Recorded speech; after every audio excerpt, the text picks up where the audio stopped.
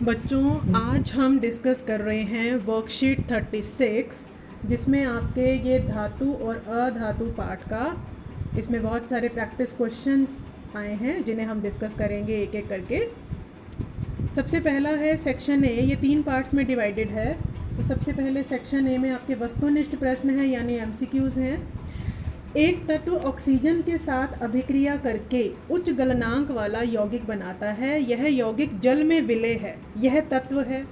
अब ऑक्सीजन के साथ अभिक्रिया करके उच्च गलनांक वाला यौगिक यानी कि वो एक आयनिक यौगिक होना चाहिए जो जल में भी घुल जाए।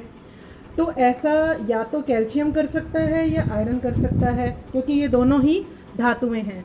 लेकिन आयरन के मुकाबले कैल्शियम ज़्यादा बेहतर, ज़्यादा सक्रिय धातु है, इसलिए ऑप्शन ए रहेगा, जो कि जल में विलय है और उच्च गलनांक वाला यौगिक बनाता है। दूसरा है धात्विक ऑक्साइड की प्रकृति। अब धातुओं के जो ऑक्साइड होते हैं वो क्षारकीय होते हैं, इसलिए ऑप्शन बी रहेगा। उभयधर्मी भी होते हैं कुछ कुछ, लेकिन वो सिर्फ 2 ही हैं, आप जानते हैं, इसलिए इसके उत्तर में अगर हमें एक ऑप्शन देना है तो वो क्षारकीय आएगा। तीसरा प्रश्न है अधातु जो विद्युत की सुचालक है, यानी कि अधातुएं जो हैं वो विद्युत की कुचालक होती हैं, लेकिन ऐसी कौन सी अधातु है जो सुचालक है? तो ऑप्शन इसमें ए आएगा, ग्रेफाइट। ये भी वैसे है तो कार्बन का ही रूप, पर कार्बन सिर्फ ग्रेफाइट के रूप में ही विद्युत का सुचालक है, तो ऑप्शन इज ए। अब चलते हैं हम नीचे क्वेश्चंस पे। क्वेश्चन नंबर 4, कॉपर, सिल्वर और एल्यूमिनियम को इनकी सक्रियता के आधार पर बढ़ते क्रम में लगाइए। तो सक्रियता श्रेणी आपको बिल्कुल अच्छी तरह से लर्न होनी चाहिए। तो यहाँ पर सबसे कम क्रियाशील जो है वो सिल्वर रहेगा, तो पहले इसे लिखेंगे, फिर कॉपर, फिर आएगा कॉपर, और एल्यूमिनियम रहेगा 3rd नंबर पे। तो सबसे कम सिल्वर, फिर कॉपर और फिर एल्यूमिनियम। 5वें प्रश्न में है अति क्रियाशीलता के आधार पर अवरोही क्रम में व्यवस्थित सामान्य धातुओं की सूची को क्या नाम दिया जाता है? भाई जिसमें सारी धातुएं जो हैं सक्रियता के क्रम में लगी हुई हैं, तो उसे क्या बोलते हैं? सक्रियता श्रेणी। 6th है डैश अभिक्रियाशील धातुएं अपने से डैश अभिक्रियाशील धातुओं को उनके लवण विलयन से विस्थापित कर सकती हैं। तो जो ज़्यादा अभिक्रियाशील हैं वो अपने से कम क्रियाशील धातुओं को लवण विलयन से विस्थापित कर सकती हैं। क्वेश्चन नंबर 7, अधातुओं द्वारा बनाए गए आयन का नाम बताइए। तो अधातुएं क्या करती हैं? इलेक्ट्रॉन्स को ग्रहण करती हैं, दूसरों से लेती हैं, इसलिए उनके ऊपर माइनस का आवेश आ जाता है, और माइनस आवेश वाले कणों को ऋणायन कहते हैं।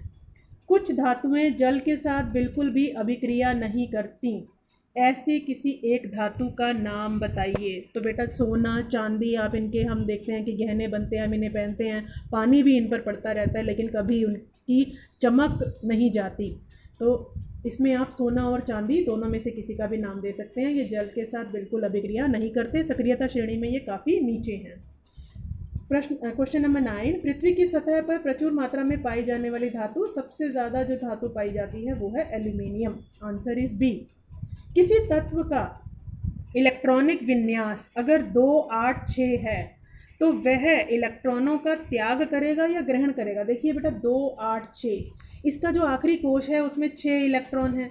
अब 6 और होने कितने चाहिए? 8, तो कमी कितने इलेक्ट्रॉन्स की है? 2 इलेक्ट्रॉन्स की। तो ये 2 इलेक्ट्रॉन्स किसी से ग्रहण करेगा, और ग्रहण करेगा तो कौन सा आयन बनाएगा? अगर मैं इसमें क्वेश्चन और जोड़ दूं कि ये किस प्रकार का आयन बनाएगा, तो ये नेगेटिव आयन बनाएगा, और यहाँ है आंसर कि ये ग्रहण करेगा।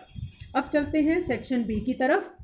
सेक्शन बी में थोड़े से आंसर्स आपके लॉन्ग हो जाएंगे, ये 3 मार्क्स के अकॉर्डिंग आप इन्हें सोच सकते हैं।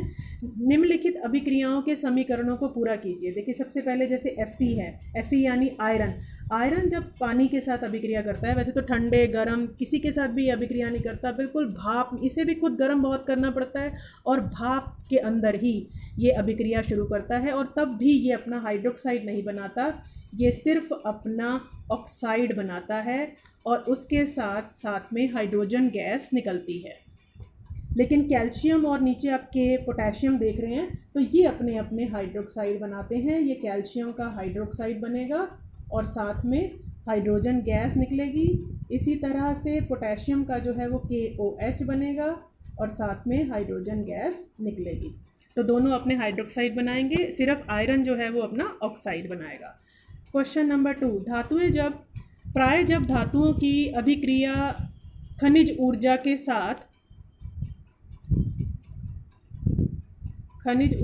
साथ करवाई जाती है,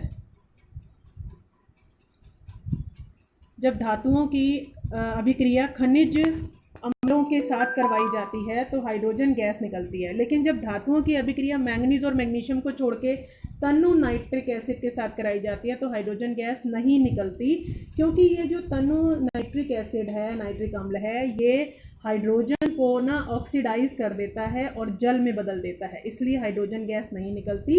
और बहुत सारी धातुएं जो हैं वो इसके साथ अभिक्रिया करती भी नहीं है, सिर्फ मैंगनीज और मैग्नीशियम ही कर पाती हैं, उन्हीं में हाइड्रोजन गैस निकलती है। बाकी किसी धातु के साथ ऐसा नहीं होता, क्योंकि ये बहुत ही एक ऑक्सीकारक है, प्रबल ऑक्सीकारक है, हाइड्रोजन को ऑक्सीडाइज कर देगा या उपचयित कर देगा। क्वेश्चन नंबर 3, अगर आपको हथौड़ा, बैटरी, तार और स्विच दिया जाए और इनका उपयोग कर धातुओं और अधातुओं के नमूनों के बीच में आप विभेद कैसे कर सकते हैं?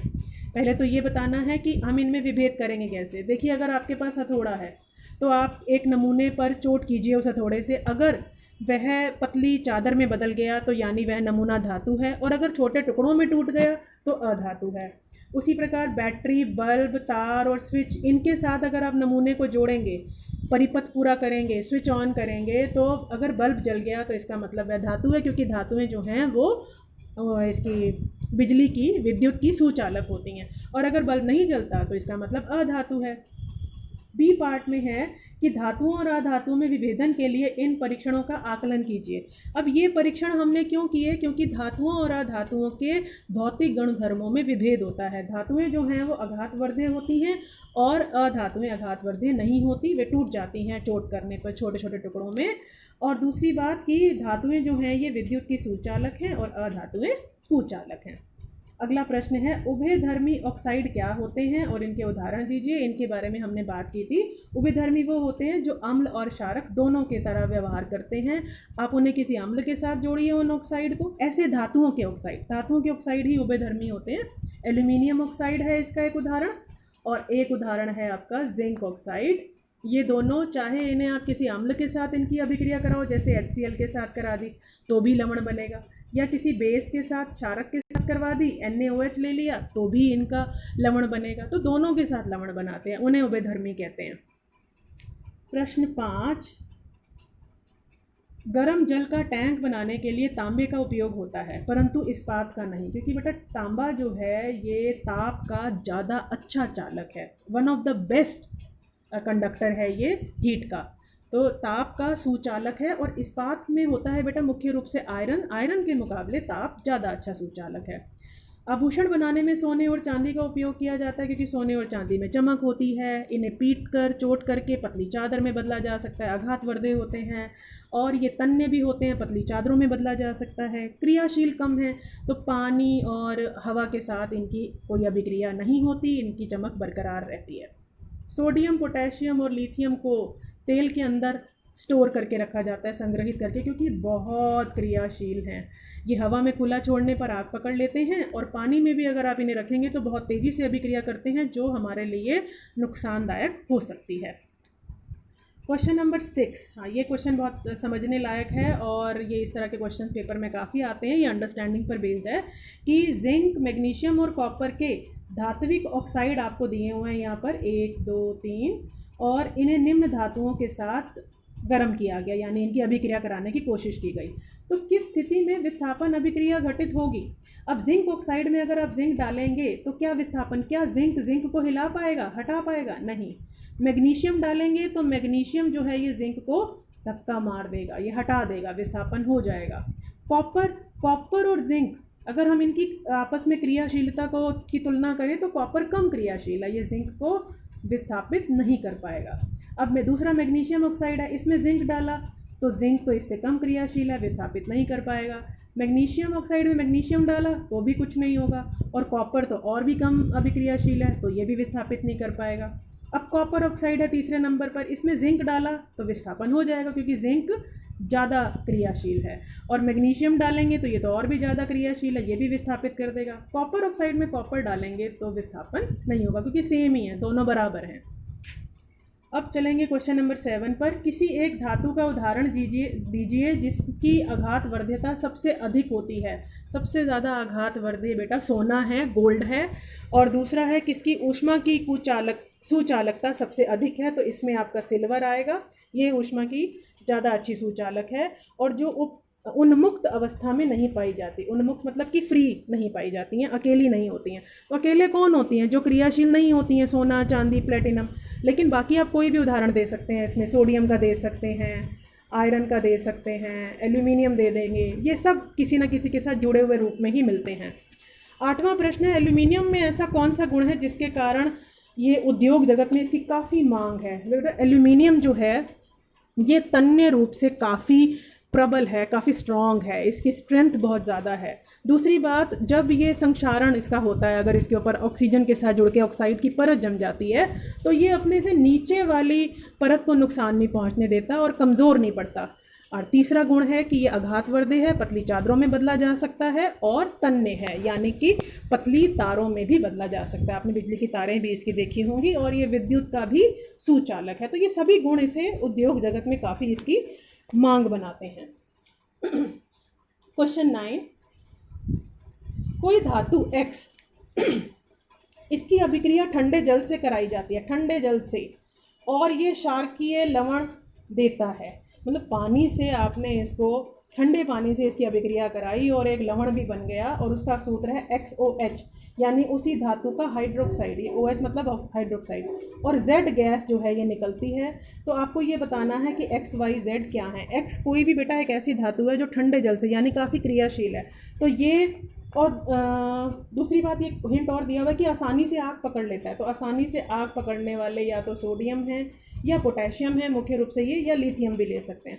तो इन तीनों में से ये कोई भी धातु हो सकती है और इन्हीं के ही हाइड्रोक्साइड बनेंगे। इन तीनों के और हाइड्रोक्साइड के फॉर्मूले वही OH लगाना है इनके साथ, और साथ में निकलेगी हाइड्रोजन गैस।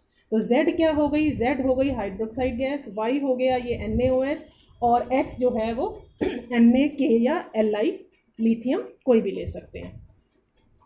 अब है क्वेश्चन नंबर 20, जिसमें आपको यहाँ पर ये देखिए सोडियम Na दिखाया हुआ है और एक इलेक्ट्रॉन जा रहा है इधर ऑक्सीजन की तरफ। ऑक्सीजन के पास पहले से ही 6 इलेक्ट्रॉन है और यहाँ पे 2 सोडियम के परमाणु दिखाए हैं, दोनों ही अपना एक एक इलेक्ट्रॉन दे रहे हैं। तो यहाँ पे सूत्र क्या बनेगा? सूत्र बनेगा Na2, क्योंकि सोडियम के 2 हैं और ऑक्सीजन का 1, वो दोनों से ही ले रहा है एक एक करके। अब धातु कौन है? धातु वो है जो इलेक्ट्रॉन्स का दान कर रही है, यानी कि धातुएं जो है ये सोडियम है। और अधातु कौन है? जो ले रहा है, यानी ऑक्सीजन। ऑक्सीजन अधातु है और धातु सोडियम है। ऋण आयन, ऋण आयन मतलब माइनस का आयन किसके ऊपर आएगा? माइनस का आवेश ऑक्सीजन के ऊपर आएगा, क्योंकि इसने इलेक्ट्रॉन ग्रहण किए हैं। और धनायन, पॉजिटिव वाला आवेश किसके ऊपर आएगा? वो सोडियम के ऊपर आएगा, क्योंकि इसने इलेक्ट्रॉन दिए हैं। तो इस तरह से ये 3 मार्क्स के क्वेश्चन आएंगे सेक्शन बी में। अब सेक्शन सी डिस्कस करेंगे। 2 परमाणुओं A और B से बनने वाले यौगिक के निर्माण में A जो है वो 2 इलेक्ट्रॉनों का त्याग करता है और B जो है वो 1 इलेक्ट्रॉन ग्रहण करता है, 1 इलेक्ट्रॉन ग्रहण करता है। अब हमें ये बताना है कि A और B के बीच बनने वाले आबंध की प्रकृति क्या होगी, और A और B से बनने वाले यौगिक का सूत्र भी बताना है। और इसी प्रकार अगला क्वेश्चन भी इसी से रिलेटेड है, MgCl2 अणु का निर्माण कैसे होगा। तो यहाँ पर आप A को Mg मान सकते हैं कि A जो है वो मैग्नीशियम ले लीजिए और B जो है वो क्लोरीन ले लीजिए। तो हो क्या रहा है कि मैग्नीशियम जो है वो 2 इलेक्ट्रॉन्स दे रहा है और क्लोरीन जो है वो 1 इलेक्ट्रॉन ले रहा है, ये 1 इलेक्ट्रॉन ले रहा है। तो होगा क्या? इसको 2 इलेक्ट्रॉन देने हैं तो क्लोरीन के 2 आ जाएंगे परमाणु और वो मिलकर के 2 इलेक्ट्रॉन्स ले लेंगे। तो इस प्रकार मैग्नीशियम जो है वो 2 क्लोरीन के साथ जुड़ जाएगा, 2 क्लोरीन के परमाणुओं के साथ जुड़ेगा। मैग्नीशियम 1 और क्लोरीन के 2। तो फॉर्मूला बना MgCl2, इस तरह से बनेगा। और दूसरी बात है, जब ये इलेक्ट्रॉन दे रहा है तो इसके ऊपर प्लस का आवेश आएगा, क्लोरीन ले रहा है तो क्लोरीन के ऊपर माइनस का आवेश आएगा। और इस प्रकार इन दोनों में जो आबंध बनेगा उसकी प्रकृति क्या होगी? आयनिक, क्योंकि आयन्स बन गए हैं। अब देखेंगे क्वेश्चन नंबर सी। साधारण नमक केवल पिघली हुई अवस्था में ही विद्युत का संचालन करता है, क्योंकि बेटा पिघली हुई अवस्था में ही, अब साधारण नमक होता क्या है? सोडियम क्लोराइड होता है। अब ये प्लस का आयन है, ये माइनस का है, लेकिन ये दोनों एक दूसरे से अलग अलग होंगे तभी तो स्वतंत्र होंगे घूमने के लिए और तभी विद्युत का संचालन कर पाएंगे। तो इनको अलग अलग करने के लिए जो इनके बीच में आकर्षण बल है उसे कमज़ोर करने के लिए, उसे तोड़ने के लिए हमें काफ़ी ऊर्जा देनी पड़ती है, ऊष्मा देनी पड़ती है। और इसीलिए ही जब ये पिघली अवस्था में आ जाता है, जब हम इसे ऊष्मा देते हैं, पिघला देते हैं, तो उस ऊष्मा से ये आकर्षण बल कमज़ोर पड़ जाता है और ये दोनों अलग अलग हो जाते हैं और घूमने के लिए स्वतंत्र हो जाते हैं, तभी ये विद्युत का संचालन कर पाते हैं।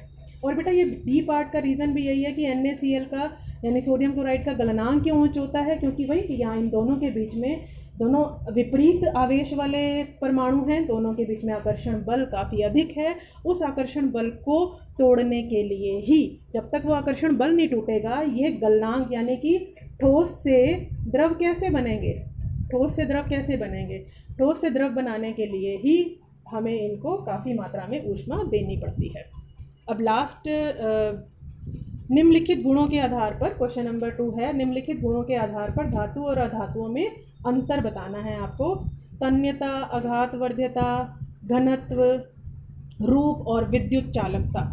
तो बेटा तन्यता में क्या है कि तन्य जो धातुएं हैं वो तन्य हैं, पतली तारों में बदली जा सकती हैं और अधातुओं के साथ ऐसा नहीं होता। आघातवर्ध्यता में देखेंगे तो आघातवर्ध्य क्या है, धातुएं जो हैं वो आघातवर्ध्य हैं क्योंकि ये पतली चादरों में बदली जा सकती हैं। तन्यता का मतलब है पतली तारों में बदली जा सकती हैं, अधातुएं ऐसा नहीं करती हैं। घनत्व के मामले में भी धातुओं का घनत्व ज़्यादा है।